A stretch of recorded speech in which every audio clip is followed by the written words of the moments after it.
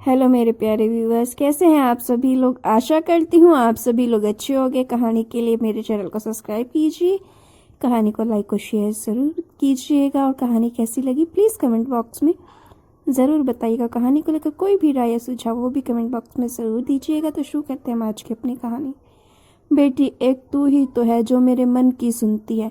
मैं अपना दुख तुझे कहकर दिल को हल्का कर लेती हूँ, वरना तेरी भाभी तो मेरा जीना ही मुश्किल कर रखा है। उसको किसी से कोई मतलब ही नहीं है, कोई काम ढंग से नहीं करती। काव्या, तू घर से क्या गई? तेरी मम्मी के चेहरे से हंसी गायब हो गई है। एक तू ही तो है जो अपनी मम्मी को समझती है। कभी अपनी भाभी को समझा दिया कर हमेशा मुझसे लड़ती रहती है। शांति जी ने अपनी बेटी काव्या को फोन पर कहा। काव्या को यह सब सुनने की आदत हो गई थी। उसकी मम्मी रोज उसकी भाभी स्नेहा की बुराई फोन पर करती थी। जब तक वह स्नेहा की बुराई ना कर ले उनका खाना हजम नहीं होता था। मम्मी, अभी मैं राजू को ट्यूशन छोड़ने आई हूँ, घर पहुँचते ही बात करती हूँ। यह कहकर काव्या ने फ़ोन काट दिया। उसके फ़ोन काटते ही उसकी भाभी स्नेहा का फ़ोन आ गया। दीदी, आप एक ही हैं जिससे अपने मन की हर बात शेयर करती हूँ। आज भी मम्मी जी ने मुझसे लड़ाई कर ली। अब 2 बच्चों की माँ हूँ, काम में देर सवेर तो हो ही जाती है। अकेली लगी रहती हूँ।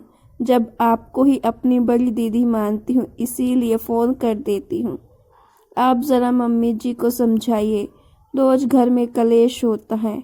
हाँ भाभी, अभी मैं राजू को ट्यूशन छोड़ने आई हूँ, मैं घर पहुँचते ही आपसे बात करती हूँ। और काव्या ने फ़ोन रख दिया। उसने अपने बेटे राजू को ट्यूशन छोड़ा और कुछ जरूरी सामान मार्केट में लेने चली गई। और 1 घंटे बाद राजू को ट्यूशन से लाते जैसे ही घर में पैर रखा, शांति जी का फ़ोन फिर से आ गया। मैं तो तेरी भाभी से तंग आ गई हूँ, अब मुझे चाय पीनी है। और महारानी बच्चों की पढ़ाई का बहाना लेकर बैठ गई है। और उधर तेरे पापा मुझ पर चाय के लिए गुस्सा हो रहे हैं। ऐसी बहू आई है कि सास ससुर का जरा भी ध्यान नहीं रखती है।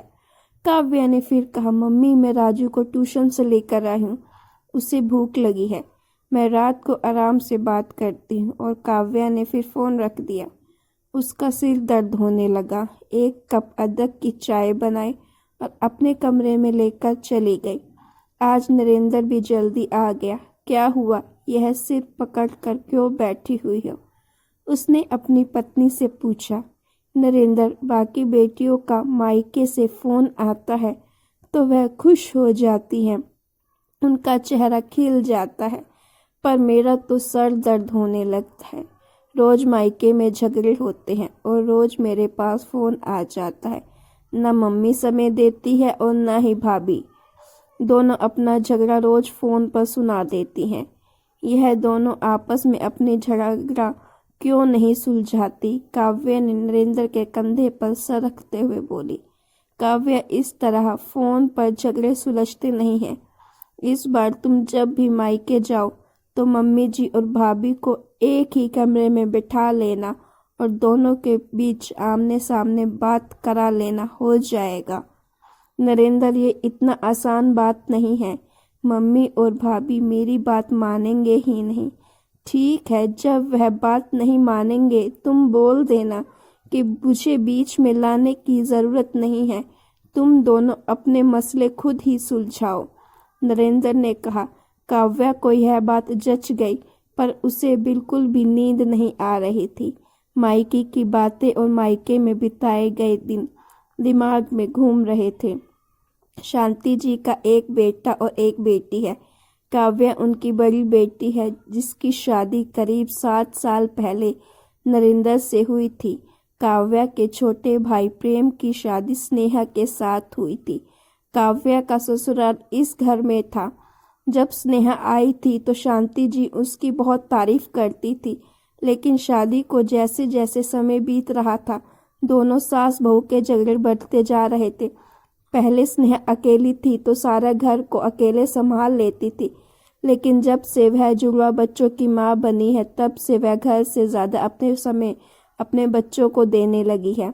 अब दोनों बच्चे नर्सरी में पढ़ते हैं, उनको स्कूल लाना जाना और पढ़ाने की जिम्मेदारी स्नेहा की है। लेकिन कई बार ऐसा भी होता था कि स्नेहा बच्चों को ज़्यादा समय देती थी और सास ससुर की एकदम से उपेक्षा करने लगती थी। शांति जी अक्सर यही शिकायत करती थी कि बहू के अपने बच्चे हो गए हैं, वह अपने बूढ़े सास ससुर की परवाह क्यों करेगी। काव्या यह सब सुनती रहती थी। साल हो गए, सास बहू की ये झगड़े बढ़ने लगे थे। वह अगली सुबह उठी और अपना बैग पैक किया और राजू को अपने साथ लेकर अपने मायके चली गई। अपनी दीदी को अचानक देखकर प्रेम को आश्चर्य हुआ तो शांति जी ने उसे गले लगा लिया और बहू को आवाज़ दी। स्नेहा नहीं आई तो वह चिढ़ गई। सब बहानेबाजी है, ननद आई है तो सुनकर भी अनसुना कर रही है। यह नहीं कि चाय नाश्ते का इंतज़ाम करे, जाने कहाँ लगी हुई है। काव्या चुप रही और स्नेहा के कमरे में गई तो देखा वह बाथरूम में दोनों बच्चों को नहला रही थी और पानी की आवाज़ में उसे शांति जी की आवाज़ सुनाई नहीं दी। वह कमरे से आकर वापस बोली, मम्मी भाभी बच्चों को नहला रही है, आप बेवजह उन पर शक करके सुना रही हो। बाथरूम में छोड़कर कैसे आएंगे? काव्या ने पूछा। माँ अब आपका घुटनों का दर्द कैसा है? तो शांति जी कहती हैं, अब पहले से आराम है। मंदिर चली जाती हूँ तो आप मंदिर चली जाती है तो आप रसोई तक भी जा सकती हैं। मुझे आज आपके हाथों की चाय पीनी है और एक कप भाभी के लिए भी बना देना।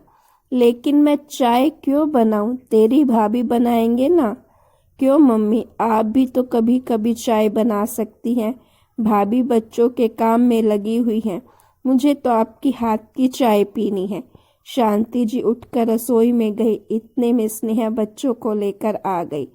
वह दोनों बुआ के गले लग गए। स्नेहा के पैर छुए और बोली, आप बैठिए, मैं चाय लेकर आती हूँ। वह उठने लगी थी कि शांति जी चाय की ट्रे लेकर आई। स्नेहा समझ गई थी यह काव्या दीदी का ही काम है।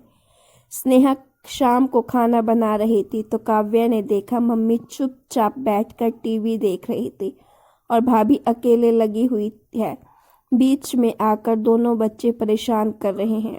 उससे स्नेहा चिड़चिड़ी हो गई थी। वह रसोई में गई, वहां से कुछ सब्जी लेकर आई और अपनी मम्मी को बोली, मम्मी आप यह सब्जियां काट दो, मैं भाभी की मदद कर देती हूँ। बच्चे भी छोटे हैं और वह बार बार भाभी को परेशान कर रहे हैं। तभी शांति जी बोलती हैं, बस बच्चों का बहाना चाहिए, काम तो उससे होता ही नहीं है। कितने से लोग हैं, मैं तो संयुक्त परिवार में रहती थी और इतने लोगों का खाना भी बनाती थी, उससे इतना भी नहीं होता। मम्मी आप संयुक्त परिवार में रहते थे तो बच्चे भी इतने लोगों के बीच में पल गए थे, पर मैं सुबह से देख रही हूँ कि भाभी घर का काम संभाल रही हैं, बच्चों को भी देख रहे हैं। उन्होंने दूध पिलाना, खाने खिलाने का काम हुआ वह अकेले ही कर रहे हैं। आपने और पापा ने एक बार भी बच्चों को नहीं संभाला। काव्या ने कहा, हम उसके बच्चे क्यों संभालें? वह तो हमारा कुछ करती ही नहीं है। खाना बनाकर कौन सा एहसान करती है? ना कभी मेरे घुटनों में मालिश करती है, ना सर में तेल लगाती है। उसे अपने बच्चों की परवाह है तो अपने बच्चों का ही करे। शांति जी ने कहा, मम्मी आप यह कैसी बातें कर रहे हैं? स्नेहा भाभी बच्चों में इतना थक जाती है, वह आपके लिए कैसे समय निकालेगी? और वह आपके भी पोते हैं। आप बच्चों को बैठकर खाना खिला दे, पापा उन्हें पढ़ा दे तो भाभी का काम हल्का हो जाएगा और वह आप लोगों को भी ज़्यादा समय दे पाएंगे। आप दोनों के रोज की लड़ाई झगड़े से जब मैं परेशान हो जाती हूँ तो प्रेम और पापा का क्या हाल होता होगा। सास बहू केवल लड़ती ही रहेंगी तो उनकी गृहस्थी कैसे चलेगी? आप दोनों का साथ रहना है तो एक दूसरे का काम करके चलना होगा और यही सुख शांति का एक मंत्र है। आपस में एक दूसरे से शिकायत करो और जो गलत है वह माफ़ी मांगे। कोई भी बात दिल में नहीं रखे। लड़ने झगड़ने से कुछ भी हासिल नहीं होगा। सब कुछ ऐसे ही चला तो वह दिन दूर नहीं जब भाभी आपसे अलग हो जाएंगे। मैं ये नहीं कह रही हूँ कि सब गलती आपकी ही है, कुछ गलती भाभी की भी है। वह भी आप लोगों का ध्यान नहीं रखती है। मैंने आपकी पिछली कुछ फोटो में देखा था स्नेहा भाभी अपने बच्चों और प्रेम के साथ हर वीकेंड पर घूमने निकल जाती हैं। कभी आपको और पापा को उनके साथ में नहीं देखा। यह भी तो गलत है। क्या सास ससुर के प्रति इनका कोई फर्ज नहीं है? मैंने देखा है इन्होंने जो भी 2 दिन में नाश्ता बनाया सब बच्चों और प्रेम की पसंद का बनाया है। हर सास को उम्मीद होती है कि घर की बहू उनकी पसंद का भी कुछ बनाए। वह भी तो सारी उम्र अपने बच्चों के लिए बनाती आई हैं। स्नेहा इतनी देर से खुश हो रही थी जब काव्या अपनी मम्मी की गलतियां बता रही थी, और जैसे ही काव्या ने स्नेहा की गलतियां बताई तो उसकी आंखें शर्म से झुक गईं। आप दोनों मिलकर रहेंगे तो मुझे भी अपने मायके आने में खुशी होगी। हर बेटी यही चाहती है कि उनकी भाभी और माँ आपस में मिलजुल कर रहे, ना कि आपस में लगड़ते झगड़ते रहें। उसका मायका खुशहाल रहे, उसकी मम्मी अपनी बहू को इतना प्यार दे और बहू सास का इतना ख्याल रखे कि बेटी को भी याद ना करे। जब भी फोन पर बात हो तो सास बहू एक दूसरे की तारीफ करें ताकि माँ के यहाँ आने के लिए बेटी का मन मचल जाए। मम्मी, मैंने इतने दिनों यह भी देखा कि आप भाभी पर बिल्कुल भी विश्वास नहीं करती हो। घर के राशन की सब्जियों के खर्चे सब जिम्मेदारी आपने ली हुई है। कभी भी भाभी के हाथों में 1 रुपया भी नहीं देती हैं। उनको हर छोटे खर्चों के लिए आपसे रुपए लेने होते हैं। मुझे तो आप हर महीने खर्च के लिए पैसे देती थी, फिर भाभी को क्यों नहीं देती हैं? प्रेम की कमाई पर उनका भी हक बनता है। भाभी को देखो, गले और हाथ में कुछ भी नहीं है। आपने सोने के गहने लाकर में रखवा दिए हैं। क्या भाभी का पहनने का मन नहीं करता होगा? मम्मी, भाभी इस घर में आई हैं, हम उन्हें लेकर आए हैं। हम सब की जिम्मेदारी बनती है उन्हें हर खुशी दे। आपको तो रहना ही आपकी बहू के साथ में है। मैं कितने दिन आऊंगी? सेवा तो बहू को ही करनी है। आप बहू से बना कर रखिए, और स्नेहा तुम भी अपनी सास से बना कर रखो। दोनों एक दूसरे से निभा कर चलो। आप दोनों को साथ रहना है, एक दूसरे पर विश्वास रखना, एक दूसरे को प्यार करो। मुझे भी अच्छा लगेगा। जब भी मैं अपने मायके आऊं तो मुझे अच्छा लगना चाहिए। आप दोनों के झगड़े सुलझाने आई काव्या ने अपनी बात खत्म की। काव्या दीदी मेरी आंखें खोल दी।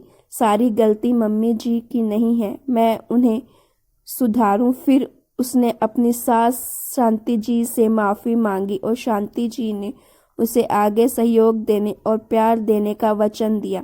दोनों ने काव्या को धन्यवाद दिया। दोनों सास बहू हर बात गिले शिकवे भुलाकर आपस में गले लग गई। आज काव्या भी बहुत खुशी के साथ अपने घर चली गई। सास बहू के बीच झगड़ा होना आम बात है, लेकिन घर की बेटी चाहे तो वह इस झगड़े को और न भड़का कर बुझा सकती है, ताकि उसके मायके में भी खुशहाली का वातावरण रहे।